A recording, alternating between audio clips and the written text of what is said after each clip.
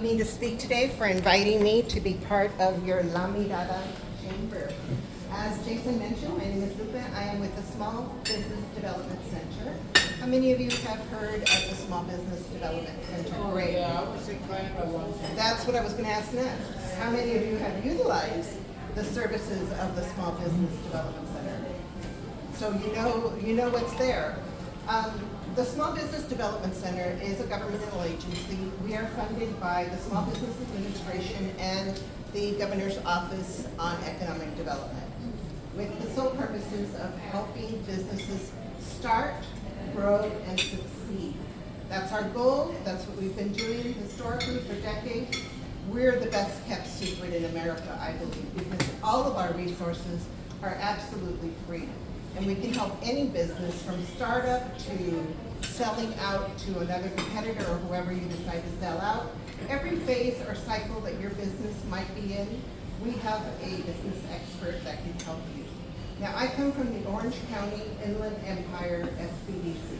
We cover Orange County, San Bernardino County, and Riverside County.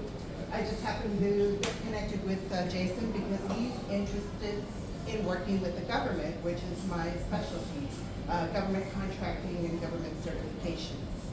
But the Small Business Development Center offers new businesses research, technical assistance, internal operations assistance, assistance with financial goals if you need lending. We work with the Small Business Administration, and then of course with government contracting and certification. So that's how I came to learn about the SBDC. 30 years ago when I was starting a new business, I went to the SBA for my loan.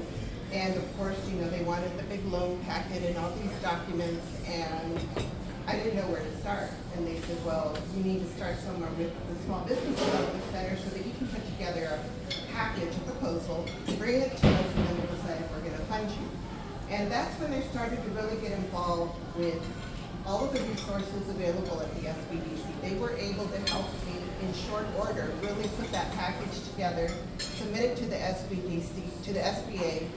I obtained funding, built my business, grew it, and ended up selling it because of the successful partnership I had with the SBDC. So we're really trying to get out into the community to teach everyone that these resources are here regardless of what cycle your business is in, and we are here to help you. We also have an international trade office if any of you are interested in importing or exporting any products or services. We do also facilitate digital marketing, website development, social media, any of the traditional media sources, or any new AI things that are coming along now, which seems to be the big thing. We can help your business make sure that they're taking benefit of all of the resources that are online. For example, if you have a website and you don't know how you're performing, you see your Google Analytics, but you don't understand them. But we have subject matter experts that can come in and do an audit on your website and kind of help you adjust it. They don't just say, okay, this is what you need to do and send you on your merry way. Each of our consultants, regardless of what field of expertise they have, is actually assigned to you to accomplish the goals that you have set. So for example, in the case where I was working with Jason on government certifications, they assigned me to Jason and said, okay, help Jason achieve his goals by securing all the government certifications, teaching him how to find those contract opportunities, then helping him respond to all these contract RFPs, and when he's successful in securing a government contract, help him manage the contract so that he can be paid promptly. Now, how do I know this works? Because it worked for me and it's worked for many people. I'm one of those success stories of the SBDC that has secured many government contracts, had many successful businesses, thought I was retired, but wanted to give back. So I did go back and work for the SBDC as a part-time consultant to help other businesses succeed as I did. Now, each of the 150 representatives that we have at our specific center has different backgrounds. I'm considered a generalist because my background spans the gamut as far as being involved in various aspects of owning a business. And I work with a consultant, a client, to get them to their goals. But if we need assistance from somebody that has experience that I don't have, where they really get technical into something, or maybe it's export or import, we bring those consultants in to help until we achieve those goals, and then we keep working along. So an SBDC consultant is really assigned to your business for the lifetime of your business. We don't just say, here's the instructions, or go to this website. You know, there's a lot of new laws changing every day when it comes to being in business, not only locally and regionally, but nationally. You know, this year the IRS or the feds, whoever you want to blame it on, came up with the new law of the BOI, the beneficial ownership information. That's one new law that not many businesses are familiar with. So if you're an LLC or a corporation, you not only need to register with your state, you now need to register with the federal government. And that's not spreading out into the business community as fast as the government would like it to spread out. So we're making sure to mention that everywhere we go. It's a very simple online pop, pop, pop, just put your information in and submit. It's the easiest thing you can do. But don't go to an accountant or an attorney because of course you're paying by the hour there. So if you need help with the BOI, call your SBDC center.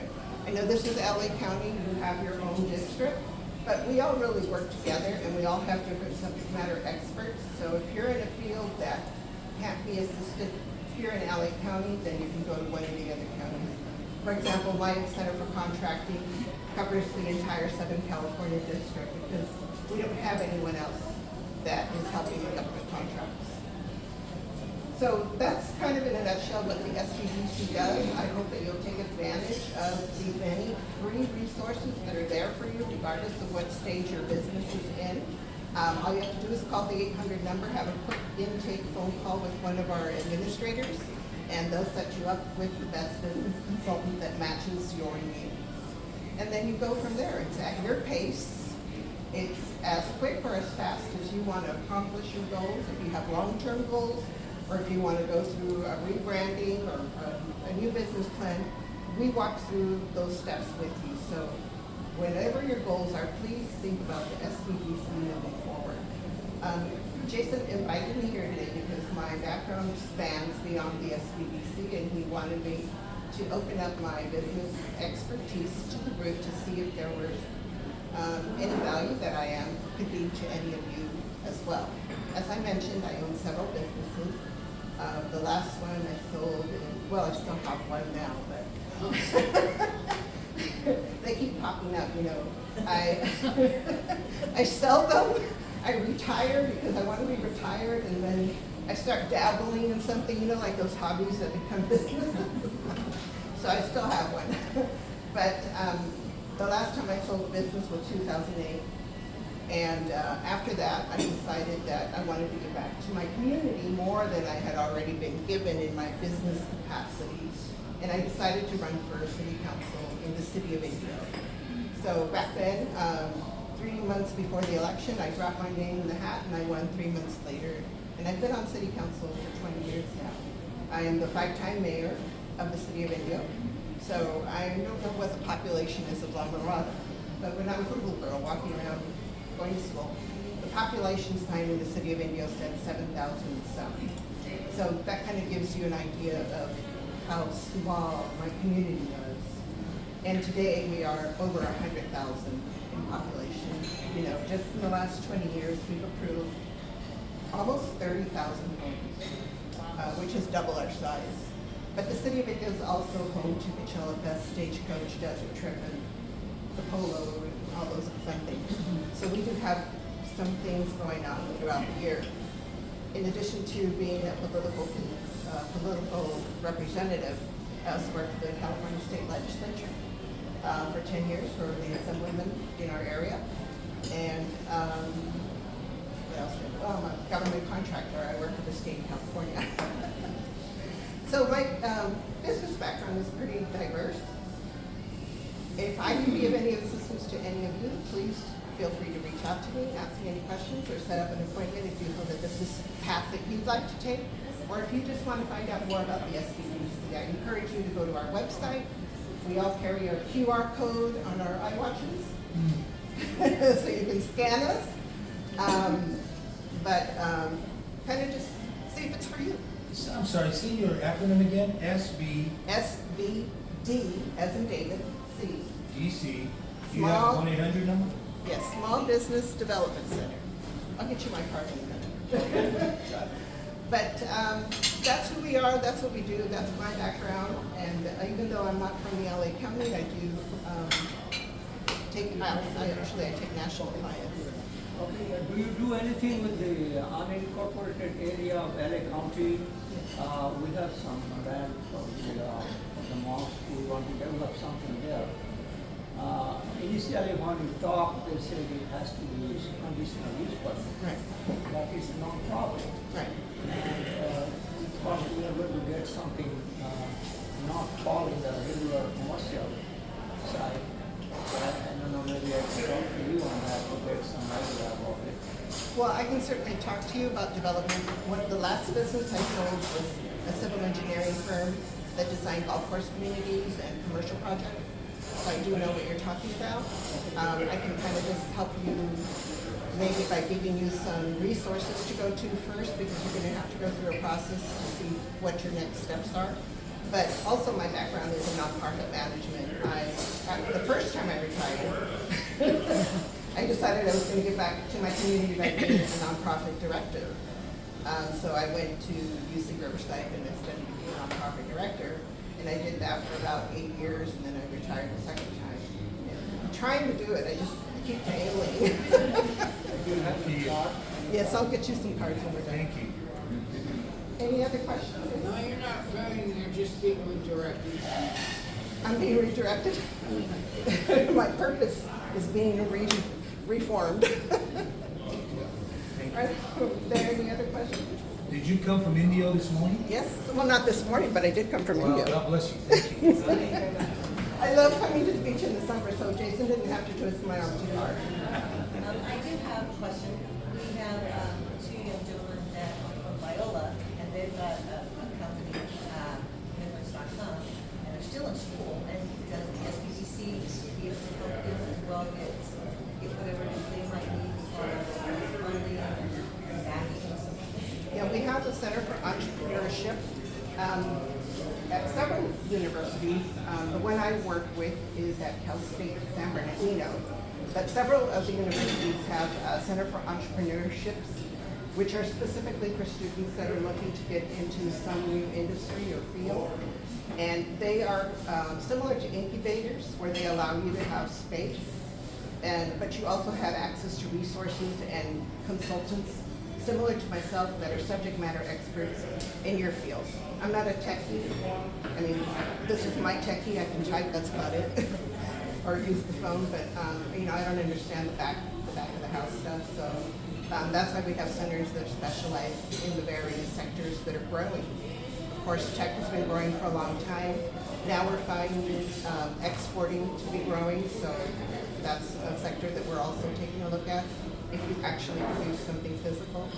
We have a lot of clients. I have a couple of them that are creating medical devices, and they're still in the prototype stages.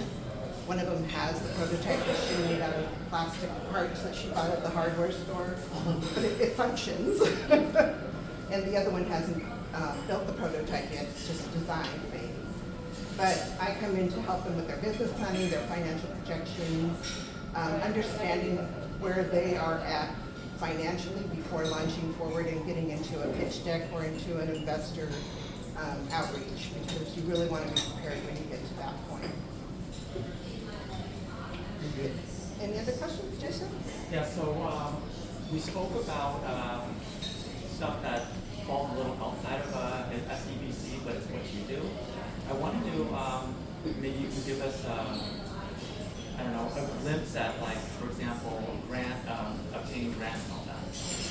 So, if you were in business during the pandemic, you were in business during the best time of the business, well, not the best time, because we had our time as businesses, but the best time to receive grants, government grants, because so many grants were being given out.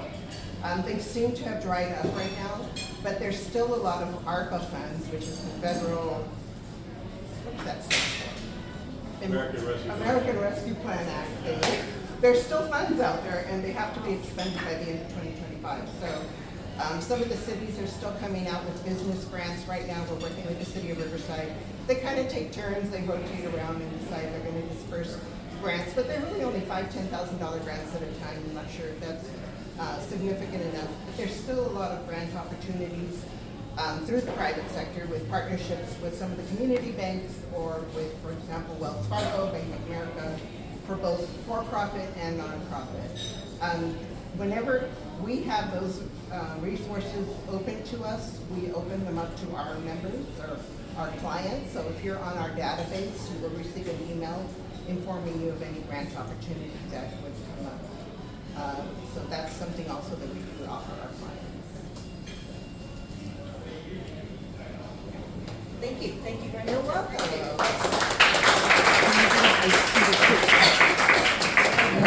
Jason's been working very closely with Lupe for sort of restructuring everything that we're doing. So for our Chamber of Commerce, we want to be able to at least have the people in place, if not give advice, at least have people in place that can answer the questions that you have. We don't have the answers. Yeah, and I think that's the biggest eye-opener for any client that comes to us, because we start at the foundation. Before we can talk to you about growing or starting or whatever your dreams are, we need to make sure that you're compliant. Number one, do you have all your license and registrations in place? The place that we see that there's the biggest deficiency in businesses, if you have an LLC or a corporation, and you're a closed corporation or a single member LLC or a small family business that is structured under either one of those, you still have a responsibility to maintain your compliance documents, which is your statement of information, your annual meeting minutes, your memorialization of all of your transactions that you're taking on behalf of the business. Why is that important? Well, it's important if you ever run into litigation. It's important if you ever run into something with the government that they want to check into your background to make sure you're compliant. And if you're going to become involved in government contracts, they're not going to give you a contract unless you're compliant. So a lot of our businesses that establish LLCs and corporations don't know that when they get handed that binder from their accountant or from their attorney, that they have a responsibility to keep that binder current. So a lot of times when I have a new client, I'll say, where's your binder that your attorney or your CPA gave you? And they're like, oh, that book with the papers in it, it's on the shelf. I'm like, well, did you take the papers out and sign them? No, nobody told me I had to sign them. Like, okay, when did you do that? 1999. I'm like, okay, guess what we're gonna do? We're gonna pretend it's 1999 and we're gonna go back and sign the documents. And then we have to do 2000, 2001, 2002, 2003. So that's the biggest eye-opener for most of our businesses. So I hope that none of you fall into that trap. But if you're still stuck in 1999, give me a call and help me out. So I'm going to leave some business cards with Jason and Tammy. Thank you all for allowing me to be here, Mayor. Thank you for being here to support your chamber. You don't know how important it is from someone who's been there from beginning to end. So your support means a lot to this organization. So thank you, Jason. Thank you, Tammy. Thank you, everyone.